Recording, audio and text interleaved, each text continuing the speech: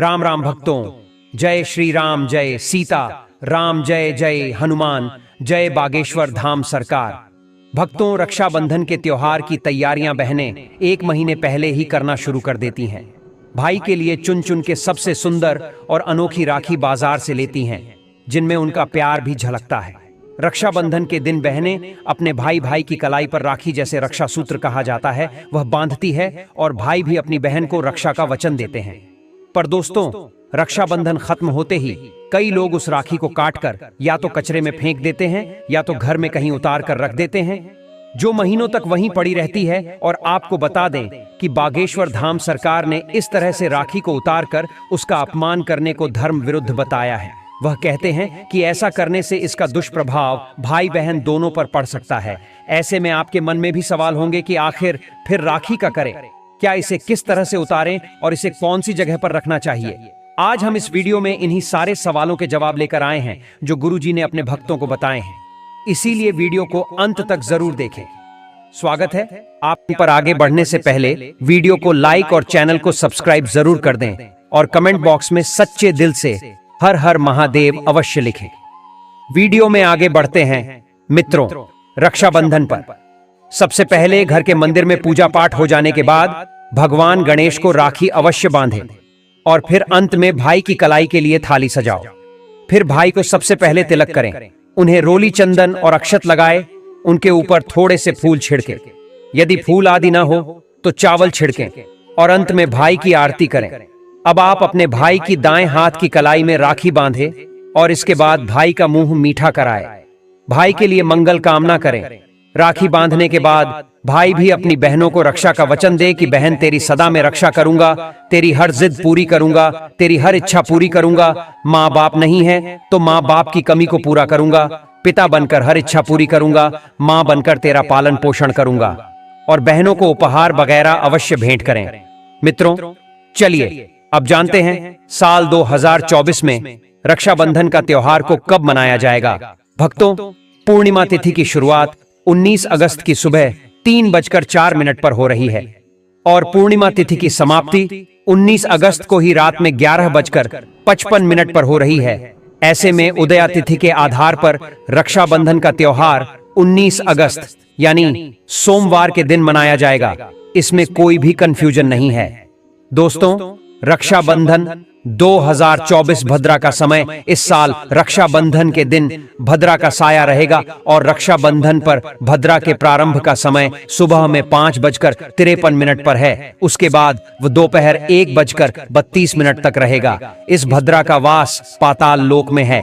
हालांकि कई विद्वानों का मत है कि यदि भद्रा का वास स्थान पाताल या फिर स्वर्ग लोक में है तो वह पृथ्वी पर रहने वाले लोगों के लिए अशुभ नहीं होती है, उसे शुभ माना जाता है। लेकिन कई शुभ कार्यों में पाताल की भद्रा को नजरअंदाज नहीं करते हैं। आखिर हम हिंदू हैं तो हर शुभ कार्य का या अशुभ कार्य का पालन तो करना ही पड़ता है। किसी भी शुभ या अशुभ कार्य को नजरअंदाज नहीं कर सकते। और दोस्तों, रक्षाबंधन के शाम पंचक भी है। रक्षाबंधन वाले दिन शाम के समय में पंचक लग रहा है। पंचक शाम 7 बजे से शुरू होगा और अगले दिन सुबह 5:53 तक रहेगा। पंचक सोमवार को लग रहा है, जो राज पंचक होगा। इसको अशुभ नहीं माना जाता है, यह शुभ होता है। भक्तों, आप जानते हैं सबसे इंपॉर्टेंट बात, रक्षाबंधन का शुभ मुहूर्त। देखिए, 19 अगस्त को रक्षाबंधन का मुहूर्त दोपहर में 1:30 से लेकर रात 9:08 तक है।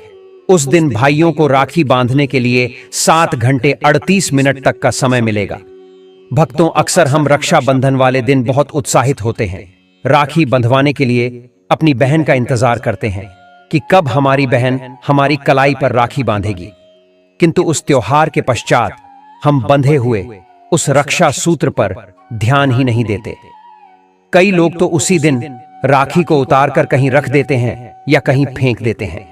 इन सब के बारे में बागेश्वर धाम सरकार गुरुजी का कहना है कि ऐसा करना न सिर्फ आपके लिए बल्कि आपकी बहन के जीवन पर भी दुष्प्रभाव डाल सकता है। गुरुजी ने इस तरह राखी को काट देना और कहीं भी फेंक देने को रक्षा सूत्र का अपमान बताया है। इसीलिए अपने भक्तों को किस तरह राखी को काटना चाहिए, किस जगह पर उसे नहीं रखना चाहिए और खंडित राखी का क्या करें, ये सारे उपाय बताए हैं। सबसे पहले जानते हैं कि राखी को कितने दिनों बाद उतारना चाहिए। भक्तों, गुरुजी कहते हैं कि जिस दिन बहन आपकी कलाई पर रक्षा सूत्र बांधती है, यानी रक्षाबंधन के दिन पर, उस दिन राखी को कभी भी उतार कर नहीं फेंकना चाहिए।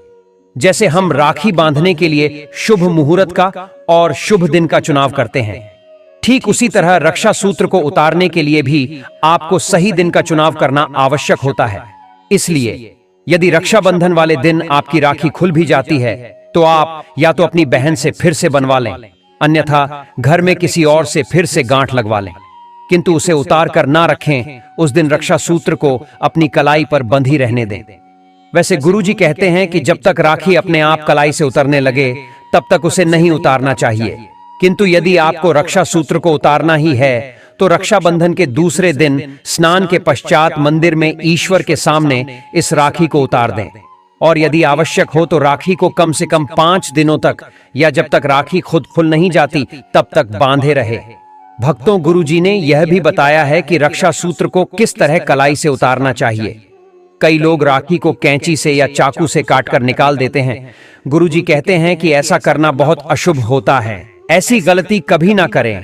कभी भी किसी भी धार वाली वस्तु जैसे कैंची, चाकू, इन वस्तुओं से नहीं काटना चाहिए। रक्षा सूत्र को हमेशा ही आपको हाथ से बांधी गई घाट खुलती है तो ठीक नहीं तो आप इसे हाथ से चीरकर भी तोड़ सकते हैं, तो इसे इन चीजों से कभी भी नहीं काटना चाहिए। इससे आप शगुन माना जाता है। रक्षा सूत्र भाई बहन के प्यार का, विश्वास और आपसी भाव का प्रतीक माना जाता है। कैंची और धार वाली चीजें राहु का प्रतीक होती हैं, तो रक्षा सूत्र को इन चीजों से काटने से आप पर और आपकी की बहन पर राहु प्रभाव पड़ सकता है, और राहु भाई बहन के आपसी स्नेह और भाव को परिवर्तित करने की क्षमता रखता है। इसीलिए गुरुजी कहते हैं कि ऐसी गलती भूल से भी न करें। बात करते हैं, यदि आपने राखी को उतारकर कहीं भी फेंक दिया है तो इसके कौन से प्रभाव आप पर पड़ सकते हैं।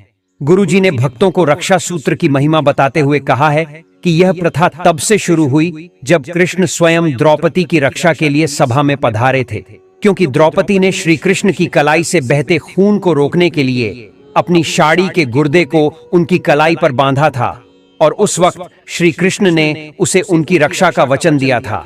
इसीलिए हर भाई बहन की कलाई पर रक्षा सूत्र बांधती है और भाई से अपनी रक्षा का वचन लेती है। ऐसे पवित्र रक्षा सूत्र को आप यदि कचरे में या घर के किसी कोने में फेंक देते हैं तो इसका दुष्प्रभाव न सिर्फ आप पर बल्कि आपकी बहन के जीवन पर भी पड़ सकता है। गुरुजी ने साफ साफ शब्दों में कहा है कि राखी को कभी भी कैंची से काटकर कचरे में या घर के कोने में नहीं फेंकना चाहिए। शास्त्रों में भी इसका उल्लेख मिलता है कि रक्षा सूत्र केवल एक धागा मात्र नहीं किंतु बहन की दुआओं का प्रतीक होता है। इसके बने रहने से आप पर कष्ट और मुसीबतें नहीं आती हैं। सूत्र को फेंकने से आपके जीवन पर तो इसका दुष्प्रभाव दिखाई पड़ता ही है, साथ में आपकी बहन के साथ भी आपके संबंध में खटास पैदा हो सकती है। इसलिए अगर आप भी आज तक यह गलती करते आए हैं तो इस बात का विशेष ख्याल रखें। रक्षा सूत्र को उतारने के बाद आखिर इसे कहां रखना चाहिए जिससे इसका दुष्प्रभाव भी भाई बहन के रिश्ते पर न पड़े। इसका सबसे सरल और असरदार उपाय गुरुजी ने अपने भक्तों को करने को कहा।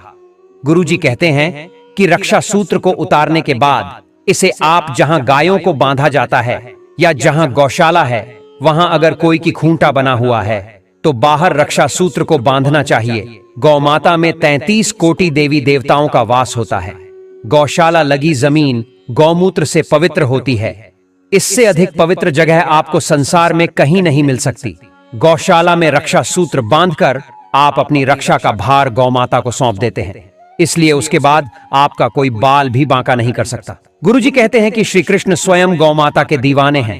श्री कृष्ण जी को गायों से कितना प्रेम है यह बात किसी से छुपी नहीं। ऐसे में यदि आप रक्षा सूत्र को गौशाला में या जहां अक्सर गाय वास करती है वहां बांध आते हैं तो आपके लिए बहुत ही शुभ होता है।